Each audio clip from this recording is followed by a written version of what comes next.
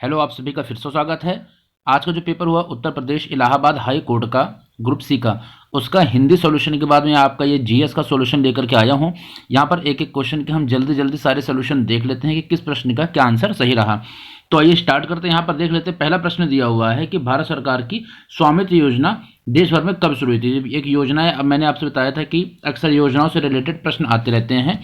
तो यहाँ पर जो सबसे इसका सही आंसर हो जाएगा वो हो जाएगा 2021, यानी 4 अप्रैल 2021 को ये योजना शुरू हुई थी। 4 अप्रैल 2021 को प्रश्न आंसर हो जाएगा चौथा। दूसरा प्रश्न देख लेते हैं। दूसरे प्रश्न का सही आंसर क्या हो जाएगा। जमीन के नीचे की ओर गतिमान भूजल के साथ अधोमुखिक प्रदूषक क्या कहलाते हैं। इसे कहते हैं लिचेट्स। ऑप्शन 2 इस प्रश्न का सही आंसर हो जाएगा।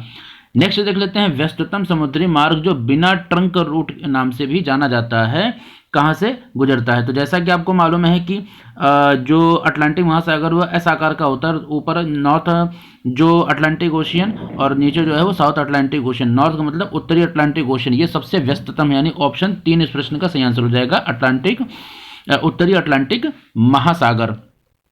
नेक्स्ट देख लेते हैं। नेक्स्ट दिया हुआ है कि बुद्ध की शिक्षाएं कथाओं से पुनर्रचित की गई थी जो मुख्यतः तो एक ही पाई जाती है सुत्त पिटक में। इसका ऑप्शन क्या हो जाएगा यहाँ पर, सुत्त पिटक। ऑप्शन 4 इस प्रश्न का सही आंसर हो जाएगा। नेक्स्ट देख लेते हैं। निम्नलिखित में से कौन प्रारंभिक भारतीय इतिहास के सर्वाधिक महत्वपूर्ण शासकों में से एक। तो चंद्रगुप्त, इसको बोलते थे विक्रमादित्य, आप जानते हैं इनको बोलते थे विक्रमादित्य, और इनकी जो पुत्री थी उनका नाम था प्रभावती। ऑप्शन 2 इस प्रश्न का सही आंसर हो जाएगा। यानी जो निम्नलिखित में से कौन भारतीय इतिहास के सर्वाधिक महत्वपूर्ण शासकों में से चंद्रगुप्त द्वितीय की पुत्री थी, उनका नाम था प्रभावती। नेक्स्ट क्वेश्चन देख लेते हैं। नेक्स्ट दिया हुआ है कि जीन किसके विशिष्ट अंग हैं। तो विशिष्ट अंग मुख्य रूप से ये डीएनए के होते हैं। जीन मुख्य रूप से विशिष्ट अंग डीएनए के होते हैं। ऑप्शन 4 इस प्रश्न का सही आंसर हो जाएगा। ऑप्शन 4। नेक्स्ट देख लेते हैं। नेक्स्ट दिया हुआ है कि सूची 1 और सूची 2 का मिलान करना। सूची 1 और सूची 2 का यहाँ पर मिलान करना है। सूची 1 में दिया हुआ है कि प्राकृतिक चयन नई प्रजातियों का, दूसरी तरफ दिया हुआ सूची 2 में नई प्रजातियों का जन्म। तो इस प्रश्न का सही आंसर क्या हो जाएगा, इसको हम देख लेते हैं। इस प्रश्न का जो सही आंसर हो जाएगा तो उसको हम एक एक करके देख लेते हैं। पहले ए, तो ए यहाँ पर इसको छोटा कर देते हैं। ए यहाँ पर दिया हुआ है प्राकृतिक चयन, तो ये क्या हो जाएगा यहाँ पर, यहाँ हो जाएगा अगली पीढ़ी को जीन अंतरित करते हैं, यानी ए का तीसरा हो जाएगा। यहाँ क्या हो जाएगा, ए का तीसरा। ऑप्शन देख ले एक बार, तो ए का तीसरा अच्छा सब में दिया हुआ है।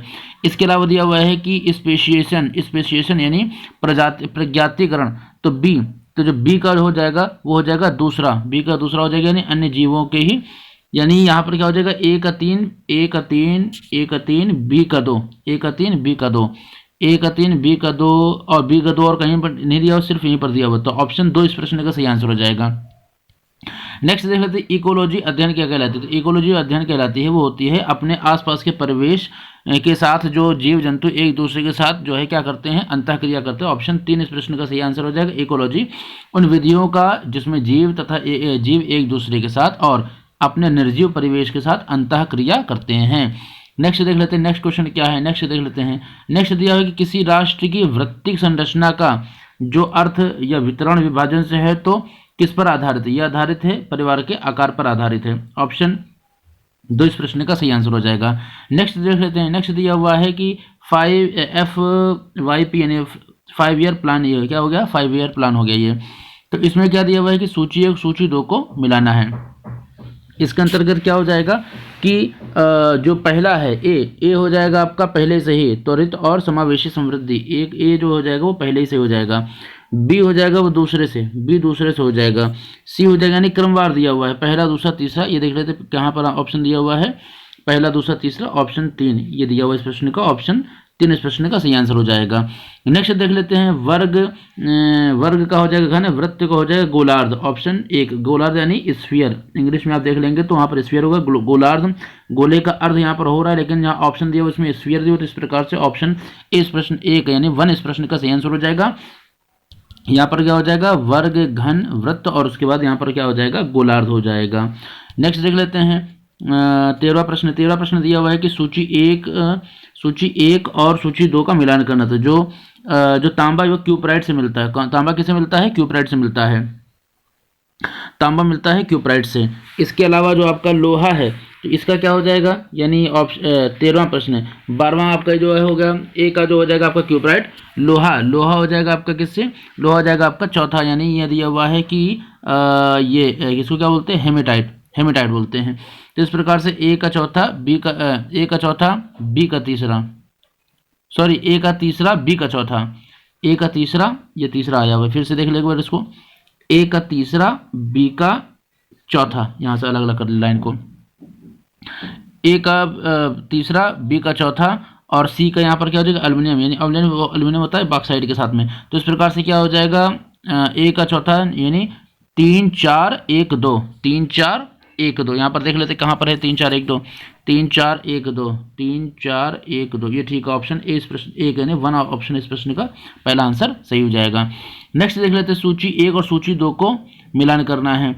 तो किस तरीके से इसका मिलान करना है, यहाँ पर दिया हुआ है कि जो आपका ये ट्विस्टेड पेयर है, ट्विस्टेड पेयर क्या हो जाता है, ये हो जाता है जो गाइडेड मीडिया होती है, गाइडेड मीडिया के साथ में, तो गाइडेड मीडिया के साथ में STTP, तो STTP आपका क्या हो जाएगा, STTP आपका हो जाएगा चौथे के साथ में, ये क्या हो जाएगा यहाँ पर प्रोटोकॉल लिखा है, ठीक है ना। इस तरीके से क्या हो जाएगा, ए का तीसरा हो जाएगा, बी का चौथा हो जाएगा, ए का तीसरा, बी का चौथा, सी का होगा यहाँ पर अनगाइडेड मीडिया, तो यहाँ पर ए का चौथा यानी हम इसको क्या कह सकते हैं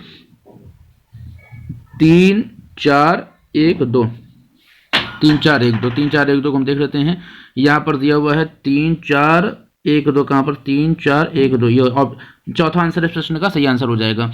सुपरसोनिक जहाज शॉक वेव सृजित करते हैं, तो इसका आंसर इसके ऑप्शन में दिया हुआ है सोनिक बूम, पहला आंसर सही है। 16 को देख लेते, बाल लिंगानुपात में गिरावट को रोकने के लिए भारत सरकार द्वारा जो चालू किया जो कार्यक्रम है उसे बोलते हैं बेटी बचाओ बेटी पढ़ाओ। नेक्स्ट देख लेते हैं सूची 1 और सूची 2 का मिलान करना है। मार्को पोलो इटली का जो है वो इटली का रहने वाला था। यहाँ पर इटली सिर्फ एक ही दिया हुआ है, यानी कि मार्को ए का तीसरा सिर्फ एक ही आंसर है, बिल्कुल सरल सा है, ए का तीसरा सिर्फ इसी में और कहीं पर 3 आंसर नहीं ए का, इसलिए दूसरा ऑप्शन इस प्रश्न का सही आंसर हो जाएगा। भारतीय पुरातत्व शास्त्र का पिता किसे कहते हैं, अलेक्जेंडर कनिंघम को। ऑप्शन 3 इस प्रश्न का सही आंसर है। किसी बच्चे ने अलेक्जेंडर रीड भी किया हुआ है, ये नहीं होगा। ऑप्शन 3 इस प्रश्न का अलेक्जेंडर कनिंघम इस प्रश्न का सही आंसर हो जाएगा। नेक्स्ट देख लेते हैं। नेक्स्ट दिया हुआ है कि निम्नलिखित श्रृंखला को पूरा करना है, निम्नलिखित श्रृंखला को पूरा करना है। अब यहाँ पर क्या करते हैं, इस प्रश्न का जो सही आंसर हो जाएगा तो 112 में से 100 को घटाएंगे, 100 से 87 को घटाएंगे, 75 से जो है घटाएंगे जो है, तो इनके बीच में डिफरेंस आएगा, वो इनके बीच में डिफरेंस आएगा, वो इनके बीच में डिफरेंस आएगा। इस डिफरेंस के अकॉर्डिंग यहाँ पर 62.8 तीसरा इस प्रश्न का सही आंसर हो जाएगा। यानी यहाँ पर 12.4 है, इसी तरीके से क्रमवार 12.4 घटता रहेगा, तो 62.8 आंसर तीसरा इस प्रश्न का सही आंसर हो जाएगा। नेक्स्ट देख लेते हैं 2.45, तो यहाँ पर क्या हो जाएगा, इस प्रश्न का सही आंसर हो जाएगा पहला, यानी 2.5, इससे हम घटाएंगे 4 अगर हम 2.5 से इसको घटाते हैं तो 2.5 को अगर घटाएंगे तो यहाँ पर क्या हो जाएगा, यहाँ पर आ जाएगा 5, यहाँ पर क्या हो जाएगा 12 में से 7 गया 5, 12 में से 7 गया 5, यहाँ पर दशमलव, यहाँ पर कितना हो जाएगा 3 में से 1.75, 1.75 इससे हो जाएगा। इसमें जब 1.75 से ये घट के आएगा तो यहाँ पर भी 1.75 का डिफरेंस आ रहा है, तो 6 में जब 1.75 जो है, 6 में हम 1.75 जब ऐड करेंगे, इसको थोड़ा साफ कर लेते हैं, तो यहाँ पर क्या करेंगे 6 में ये जो 6 दिया हुआ है, ये जो 6 दिया हुआ है, इस 6 में जब हम 1.75 जोड़ देंगे तो यार क्या आ जाएगा 7.75 है, यानी ऑप्शन 1 इस प्रश्न का सही आंसर हो जाएगा। नेक्स्ट देख लेते हैं। नेक्स्ट दिया हुआ है कि निम्नलिखित सूची 1 के साथ सूची 2 का मिलान करना है। तो यहाँ पर दिया हार्नबिल के यानी गैंजेटिक डॉल्फिन, फिर इसका सी दिया हुआ है एशियाटिक चीता। तो गैंजेटिक यानी गंगा जो डॉल्फिन है, ये हो जाएगा क्या, इसका हो जाएगा संकटापन, यानी इस प्रश्न का अगर आंसर को हम देखें तो हो जाएगा बी का हो जाएगा तीसरा, बी का क्या हो जाएगा तीसरा, बी का तीसरा ऑप्शन किस में दिया हुआ है, बी का तीसरा ऑप्शन सिर्फ एक में दिया हुआ है, बी का तीसरा ऑप्शन ये, और बाकी किसी में बी का तीसरा ऑप्शन नहीं दिया हुआ है, तो पहला इस प्रश्न का सही आंसर हो जाएगा। यानी प्रश्न दिया हुआ है आपका 21वां, इस प्रश्न का जो सही आंसर हो जाएगा वो हो जाएगा 1 यानी 1। नेक्स्ट देख लेते हैं। नेक्स्ट दिया हुआ है कि निम्नलिखित में से कौन भारतीय संविधान के 42वें संशोधन 1976 में शामिल नहीं था। तो ये चौथा था, यानी 61वें संविधान संशोधन हुआ था। ये मतदान की आयु 21 से घटा करके 18 की गई थी, तो इस प्रश्न का सही आंसर हो जाएगा चौथा। नेक्स्ट देख लेते हैं, United Nations Environment Programme UNEP का जो मुख्यालय जो हेड क्वार्टर है, HQ है, हेड क्वार्टर ये कहाँ पर है, नैरोबी में, जो कि कहाँ पर है, नैरोबी आपकी केन्या में है। नेक्स्ट देख लेते हैं, नेक्स्ट दिया हुआ है, हम कहते हैं कि भारत संघीय शासन प्रणाली है, तो इसका क्या अर्थ है। आप जानते हैं जो संघीय शासन होता है उसके अंतर्गत जो केंद्र और राज्य इनके पृथक पृथक अधिकार, इनके विषय होते हैं, जिसके अनुसार ये अपने कानून बना सकते हैं अपने राज्य के लिए और केंद्र अपने अधिकार के अंतर्गत।